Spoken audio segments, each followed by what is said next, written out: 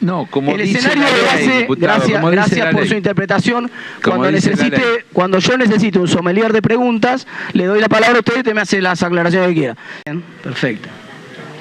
Muy bien, tengo en primer lugar la misma duda general que tienen muchos de mis compañeros que me precedieron en el uso de la palabra respecto de la necesidad y conveniencia de discutir las políticas públicas del gobierno dentro del acuerdo con el fondo.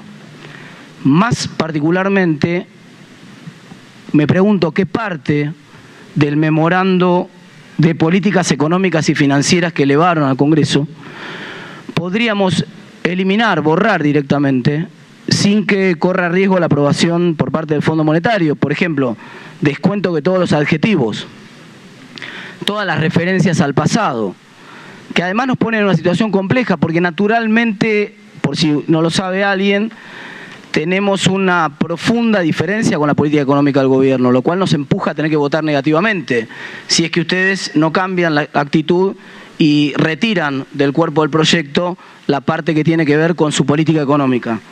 Y sobre todo la parte que tiene que ver con el análisis, por ejemplo, y van las preguntas, ¿no? En la parte de la introducción directamente. ¿Medido con qué indicador ustedes consideran favorable la reestructuración de la deuda privada que hizo la Argentina? Si tenemos 1.991 puntos de riesgo país y los bonos tienen una tasa de retorno cercana al 30%.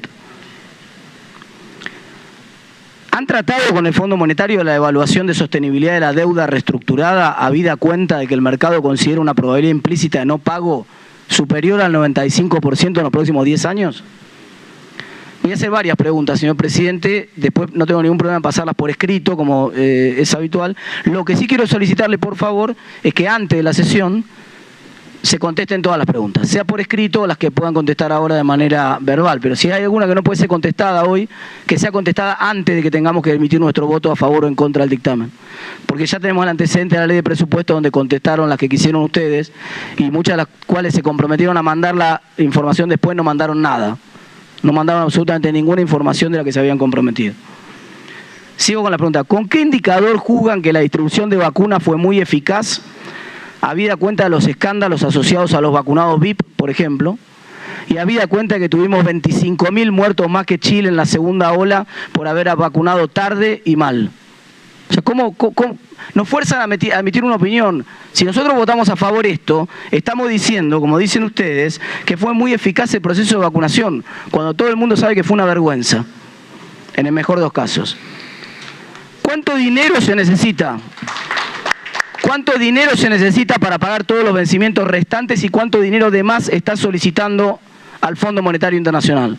¿Por qué si el Fondo Monetario Internacional pone tantas condiciones y es tan malo como prestamista, este gobierno no se circunscribe y se limita a solicitar solo el dinero que necesita para pagar la deuda tremenda contraída por Mauricio Macri, que es imposible de pagar aparentemente?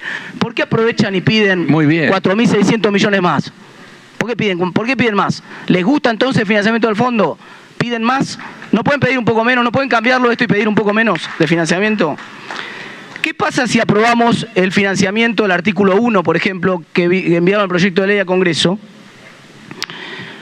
pero no el programa económico del artículo 2? ¿Qué pasaría en el fondo? Es una pregunta concreta para el ministro que nos va a ayudar a decidir mejor.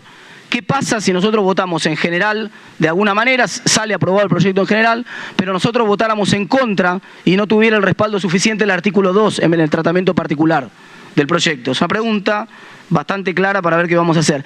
¿Qué pasa? Porque el proyecto además limita al Congreso respecto de un montón de cosas. Por ejemplo, hay referencias en este memorándum al presupuesto 2023. ¿Qué pasa si nosotros no aprobamos el presupuesto 2023? Como ya cayó o ahora estamos atados de mano con este proyecto, si sale por la positiva tenemos que aprobar también el presupuesto 2023. Depende de la aprobación del presupuesto 2023 que se caiga o no el acuerdo con el fondo en alguna de las revisiones trimestrales.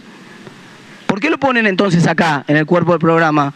Porque nos comprometen, por ejemplo, en otras leyes, como la ley penal cambiaria, con la cual probablemente en mi caso particular tampoco estoy de acuerdo, y con otra serie de reformas que plantean, que son por ley. ¿Qué pasa si esas cosas no se aprueban en su debido momento? ¿Cuáles serán exactamente las variables que determinarán que se aprueben o no cada una de las revisiones trimestrales y por lo tanto que contemos con los desembolsos y qué ponderaciones estiman que tendrán cada una de ellas en la decisión final del fondo trimestre a trimestre. ¿Cuáles son? ¿Podríamos, por ejemplo, dejar las dos tablas del final del memorándum solamente y bastaría para que el fondo esté satisfecho? ¿Eso es lo que van a mirar? Por ejemplo, pregunta adicional, ¿van a mirar la inflación? ¿Hay alguna meta de inflación en el programa más allá de la estimación? ¿Es parte de la decisión de aprobar o no la evaluación trimestral del fondo que ustedes vayan cumpliendo con alguna meta concreta de inflación en cada trimestre, trimestre a trimestre, sí o no? ¿Cuál es el punto de partida en materia de déficit fiscal, teniendo en cuenta que en el 2021 cerró con 3 puntos de déficit, pero con ingresos extraordinarios por impuestos, por ejemplo, a la riqueza, que no van a estar, presumiblemente? Y aporte solidario, no pero, aporte solidario. Mire, usted le puede llamar como quiera. Si usted le quiere llamar Diego Maradona, llámele aporte Diego Maradona. No, aporte pero solidario. La verdad que es un impuesto. Que tiene la ley. La verdad que es un impuesto. Usted llámelo como quiera. A mí me da lo mismo. ¿Quiere llamarle Diego Maradona? Formula pregunta distinta. ¿Cuál es el punto de partida en materia de déficit fiscal, teniendo en cuenta que el 2021 cerró con 3 puntos, pero con ingresos extraordinarios por el recurso Diego Maradona, por ejemplo, el 0,4%? Lo llamo como usted quiera, es la misma la pregunta. No, como el escenario de base, gracias por su interpretación. Cuando yo necesite un sommelier de preguntas, le doy la palabra a usted y usted me hace las aclaraciones que quiera. Si usted me deja terminar, no puede dar la palabra. Si usted me deja terminar, no puede dar la palabra. Sí, mientras estoy en el uso de la palabra yo, el único que le puede autorizar interrupciones soy yo. No puede dar sí, tiene que leer el reglamento. Yo no le estoy autorizando la interrupción. Yo soy el que preside. No le estoy autorizando ninguna interrupción. Usted no puede autorizar nada. Circunscríbase a usar la palabra. Por favor, no me interrumpa que no terminé de hacer las preguntas. Gracias. El escenario de base está sujeto a importantes incertidumbres vinculadas al COVID, pero sobre todo a la guerra de Ucrania, ¿no? ¿Cuál es el plan B? ¿Cuál es el curso de acción si, por ejemplo, suben los precios internacionales del gas como ya subieron? ¿Hay un margen de desvío aceptado en el fondo en las revisiones o implicaría un incumplimiento, por ejemplo? Si no podemos cumplir con la reducción de subsidios por culpa de que sube el precio internacional del gas. ¿Qué pasa si no crece la economía en la magnitud pronosticada, como ya preguntó alguno de los que me precedieron en el uso de la palabra? ¿Cuál va a ser la variable de ajuste en ese caso? O sea, ¿qué estipula el acuerdo con el fondo en cada una de las revisiones si esas revisiones fracasan por razones que sean aparentemente externas al país, como por ejemplo el aumento del precio de la energía? ¿Cuál es el estado y cuáles son las previsiones por los conflictos abiertos en cortes internacionales contra la Argentina? Por ejemplo, el del cupón PBI en la Corte de New York. ¿Cuál es el estado de la situación de ese conflicto? ¿Y dónde está previsto dentro del acuerdo con el fondo qué pasa si sale la sentencia en contra de Argentina? ¿Por qué el acuerdo no contempla ninguna reducción del gasto público? Y sobre todo ninguna reducción del gasto político. ¿Por qué siempre el esfuerzo recae en la gente?